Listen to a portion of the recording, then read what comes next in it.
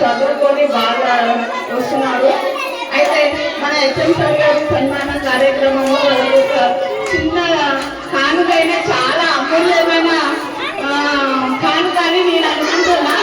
ఎందుకంటే చాలా కట్టిన తర్వాత పూలమాలతో వాళ్ళని సన్మానించము, అది కూడా గొప్ప విషయమే. కానీ పూలమాలకు బదులుగా అంతకన్నా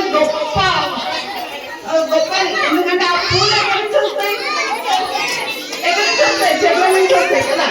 అటువంటి ఇది మనకు సారు ఆ చెట్ల గుర్తింపుగా ఆ కానుక ఇవ్వడం అనేది నాకు చాలా బాగా నచ్చింది. అయితే విద్యార్థులు కూడా భవిష్యత్తులో మీరు మీ లక్ష్యాన్ని పెట్టుకొని చాలా బాగా ఉండాలని కోరుకుంటున్నాను.